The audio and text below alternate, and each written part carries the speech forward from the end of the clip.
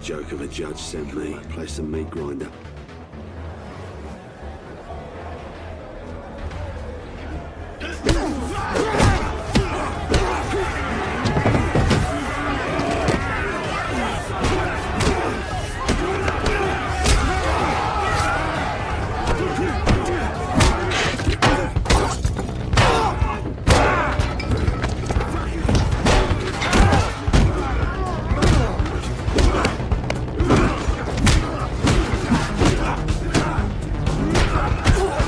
Hello guys, welcome to MRH Recaps.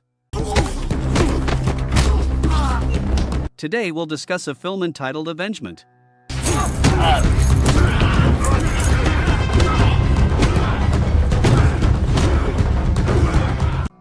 This film tells the story of a quiet prisoner who suddenly becomes brutal and vicious when he is often attacked for no reason and becomes the target of other prisoners in the prison.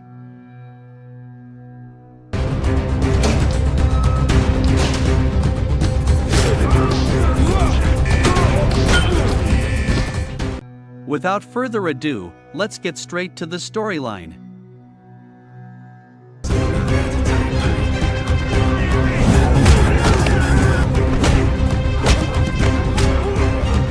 The film begins with several police cars being shown escorting a prisoner named Ken Barges to the hospital to visit his sick mother, escorted by a high-security police team.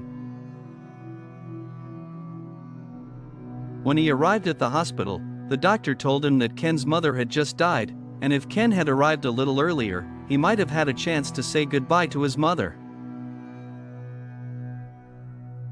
After that, Ken asked permission to see his mother's body for the last time. When he finished looking at his mother's face, and despite his deep sadness, Ken didn't show anything on his face, and he seemed to have learned to suppress his emotions while in prison.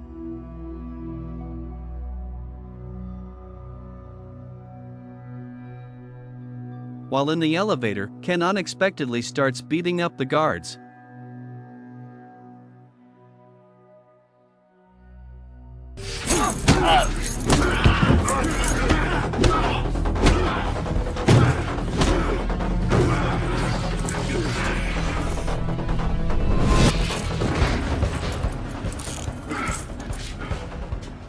After incapacitating the guards, Ken then managed to escape.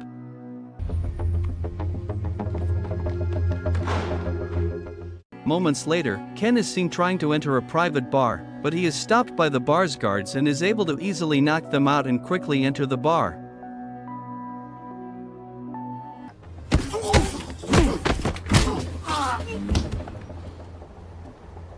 During their fluent conversation with the bartender named B.S., Ken reveals that he is also a gang member and asks for a beer. While drinking his beer, Ken listened to the conversation of a group of people sitting behind him at the moment. They are members of a gang that has recently restricted its activities because one of its members, Rook, was killed. Then one of the gang members named Tun witnessed Rook's execution, and he began to tell the story of the incident.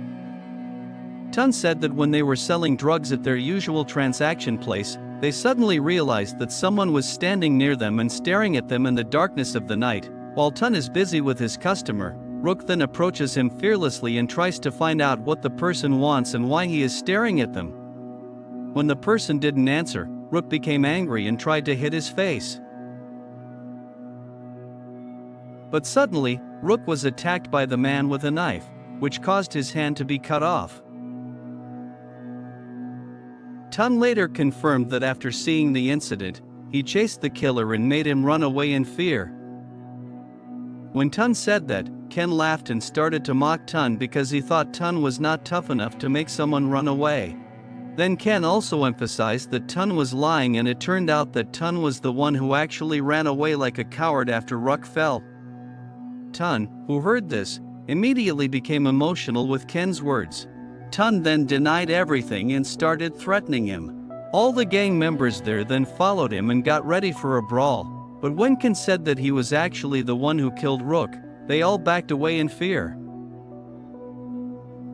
Then Bess started yelling and telling Ken that he couldn't stay in his bar anymore and had to leave right now. Meanwhile, the barkeeps who had just woken up then entered the bar and tried to beat up Ken. But in a matter of seconds, Ken was able to easily defeat them again, and by firing his shotgun as a warning, Ken showed them how dangerous he was. Then Ken takes all the gang members hostage there and he asks for the location of their boss, a greedy loan shark and corrupt businessman named Lincoln Barges. This Lincoln will do anything to get money illegally, and it turns out that Lincoln is Kane's older brother. After that, a man came out of his room. The man's name is Hyde. Hyde is Lincoln's most trusted assistant and he still remembers Ken very well. Then Hyde immediately introduced Ken to the other gang members, that Ken was the boss's brother who had made a mistake and ended up in prison. Feeling confident because his gang is there, Hyde sees the scar on Ken's face. He even mocked him in front of his gang members that this was a possible consequence of what he might experience while in prison. Not long after that, one of the bar guards then attacked Ken.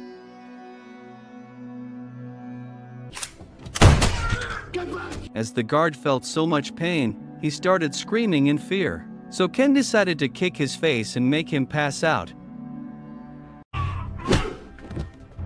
After all the violence Hyde has seen, he doesn't think Ken is Rook's killer because of Tun's words. Therefore, Ken solves the problem by showing them Rook's severed hand in a plastic bag which Tun then opens.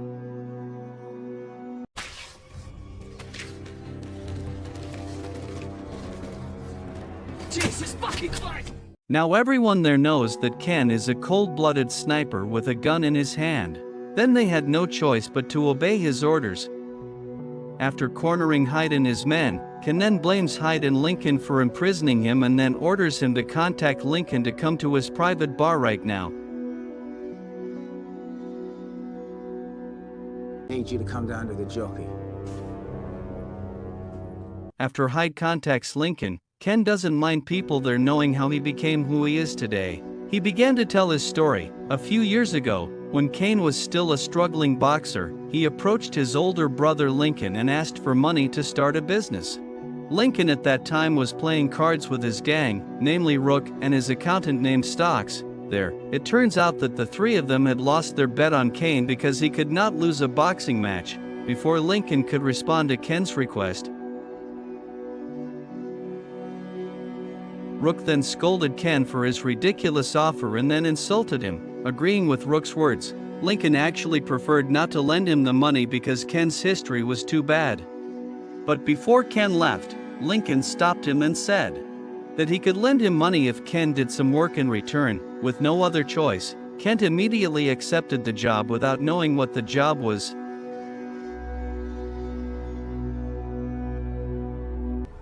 So take it or leave it. Sometime after that, Ken was seen going to Hyde's office and receiving the information he needed. There, Ken was told by Hyde that what he had to do was steal a plastic bag from a poor woman and return it to Hyde's office. Without realizing the consequences, Ken committed the theft.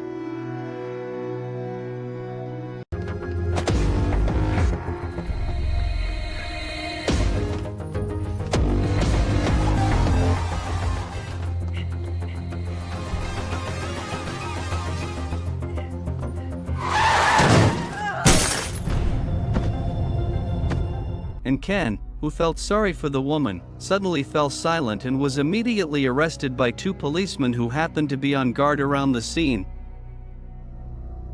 A few days later, Ken is seen being interrogated by an elite detective named O'Hara. O'Hara explains to Ken that she has spent years watching over her. During interrogation, Ken was told that Lincoln was running a dirty loan business where the money he lent to his customers was then stolen back before the customers could use it. And because of that, customers became increasingly entangled in debt. Based on O'Hara's explanation, this immediately leads to the core of the business, namely, confiscating all of the customers' personal property, including their homes and vehicles. Then O'Hara asked Ken to hand over Lincoln by telling him Lincoln's current whereabouts, but despite knowing all of Lincoln's evil deeds, Ken refused O'Hara's request and remained by his brother Lincoln's side.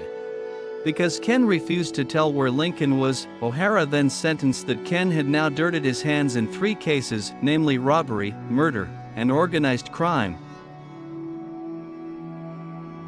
Not long after that, Ken was then introduced to a Wuggly interrogator named Sergeant Evans. It turns out that Evan is a corrupt police officer who likes to torture suspects to get confessions without permission from the detective.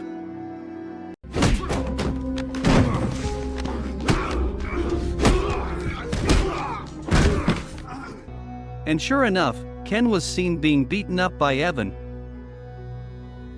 Ken then ended up in Belmar Prison, which is the dirtiest and most cruel prison, and is also known as the meat grinder. Without a criminal record, Ken will face many challenges in prison. On the first day, he was immediately confronted and attacked by a strong man for no reason.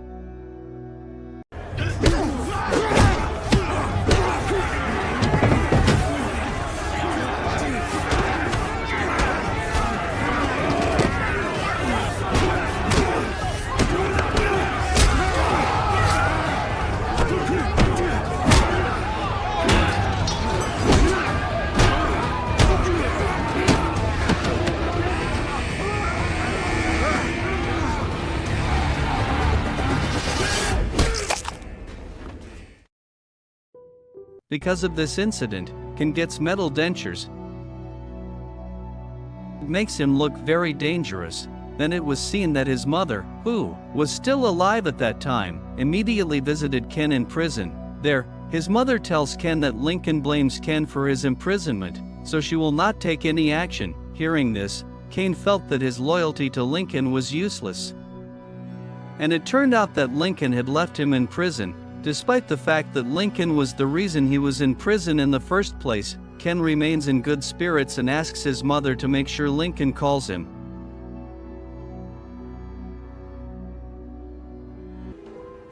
I'll tell him so. Sorry, man. Day after day passed with no word from Lincoln, no meetings, no phone calls, and not even a letter. Ken finally realized that he was alone and had to stand on his own. While in prison, he was often attacked by other inmates, and he never even knew their motives for attacking.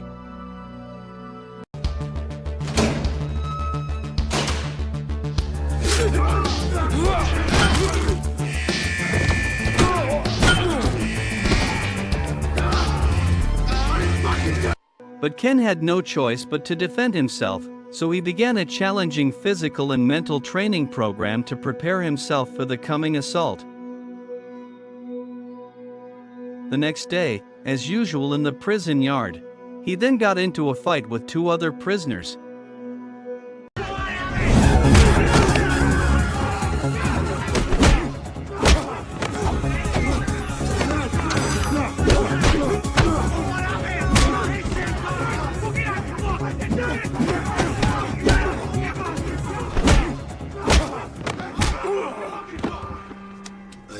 Ken is happy because he has defeated the attackers. He then received some shocking and even upsetting information when the brutally beaten prisoner informed him that his brother Lincoln had placed a bounty of £20,000 on his head at this time. It turned out that this was the reason for all the attacks that befell him day and night. Ken was very angry when he heard this. He now had a reason to live, and the desire to take revenge on those who had brought this disaster upon him would not make him give up easily. Because the large amount of prize money attracts many prisoners every day, but Ken's motives and powers increase as their numbers grow.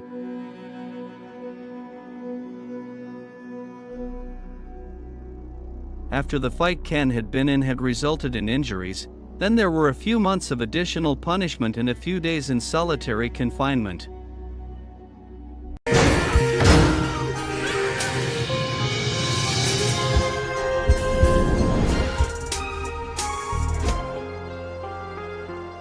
In order to kill Ken, the prisoners used every tool available, including a flammable chemical known as napalm.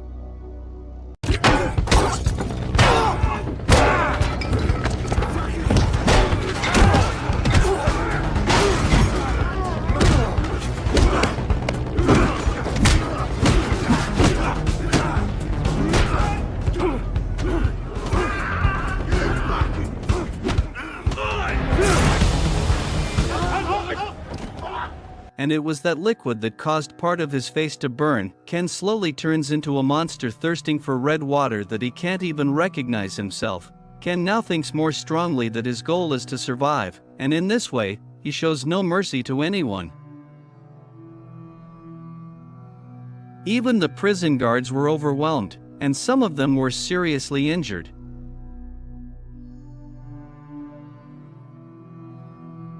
It doesn't feel like Ken has been in prison for 3 years. And one day, his mother came back to visit him to deliver the bad news.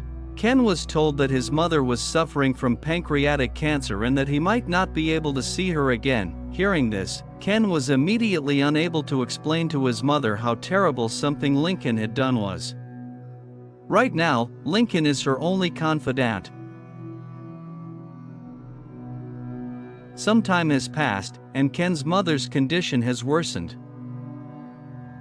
Then Detective O'Hara is seen visiting Ken, who is being treated in the hospital due to one of his routine conflicts. In this meeting, it becomes very clear to Ken that Sergeant Evans is one of Lincoln's ears and is working for him as a spy. Then there, Detective O'Hara told Ken that he had fired Evan immediately. After O'Hara found out about the problem, it turned out that Evan was working with Lincoln. O'Hara also found out that Lincoln wanted Ken to die in prison, so she asked Ken again to tell her where Lincoln was. This time, Ken agrees to give O'Hara what she wants, but with one condition, that Ken wants to meet his mother for the last time, who is currently dying. So, as we saw at the beginning of the film, Ken gets an escape window through the hospital and successfully uses it. Back to the present, inside a private bar, Tun and his friend insist that they need to go to the bathroom immediately to pee, but Ken didn't allow them and ordered them to urinate in the bar. There, Hyde is bored with Ken's long-winded story. He tried to be brave and told him to do whatever Ken wanted to do, so Ken immediately ordered him to kneel down and warned him that whatever he said after that would be his last words.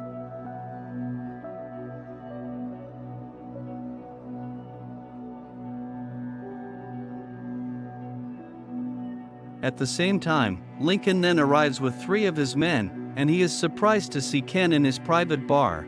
Ken, who had seen Lincoln as his main target, became even more annoyed and immediately disarmed them, then told them to join the other gang members. There, Ken was ready to take revenge. But first, he demanded an explanation as to why Lincoln wanted to put him in prison. Lincoln then finally admits that he had no choice but to do it because one of his spies found out that Ken was planning to rat them out.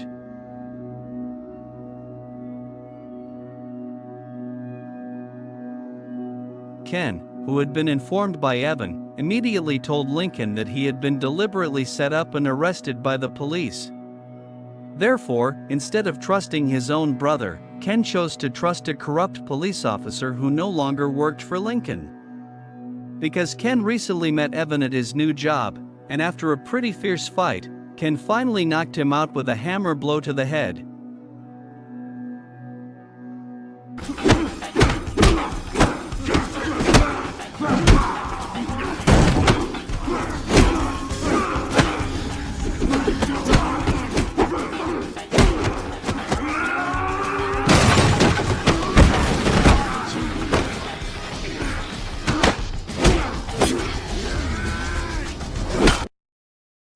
Impressed by Ken's intelligence and careful planning, Lincoln then promises Ken a new life and a fresh start.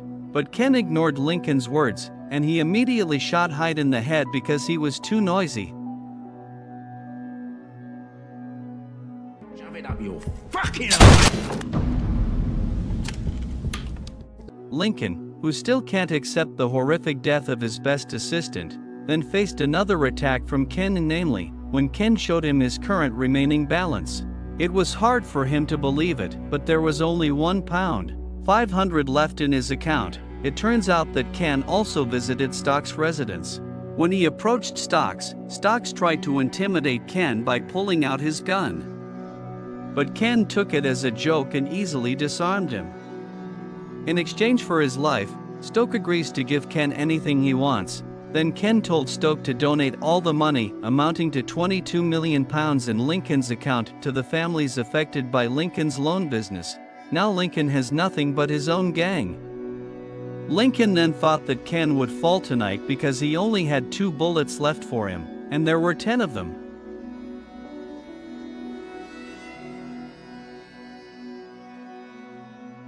But Ken said that he only needed 1 bullet, and that bullet was for Lincoln, when Lincoln realized that he was going to attack Ken from behind. He continued his idle chatter.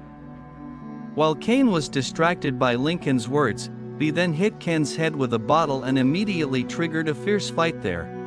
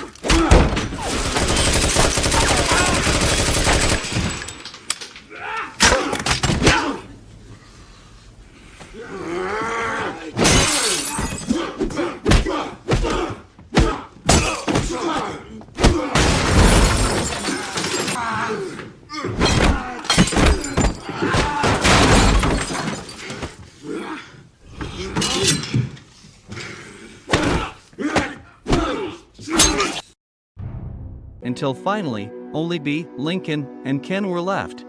With the gun pointed at Ken, Lincoln then tells him that he doesn't care whether Ken wants to rat him out or not.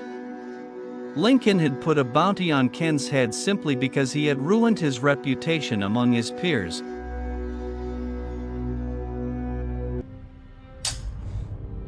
After revealing the truth, Lincoln then pulled the trigger, but he was surprised to find that no bullets came out. Ken, who realized that the gun was empty, told him that he was glad Lincoln had not fallen for his trick because he had taken the gun.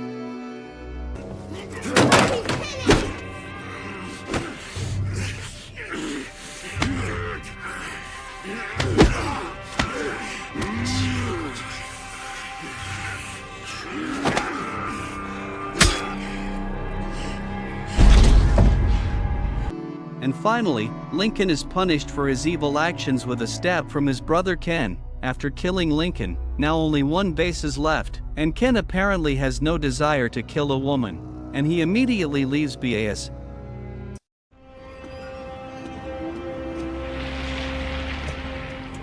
A few moments later, one of Lincoln's customers was seen surprised to see the balance in his account. And it shows that Ken has been able to atone for most of his brother Lincoln's mistakes, and besides Ken's satisfaction, the payback has benefited Lincoln's clients and Detective O'Hara alike. And this is the end. If you enjoyed the recap and want to stay with our future content, be sure to hit the subscribe button and turn on notifications so you'll never miss any recaps.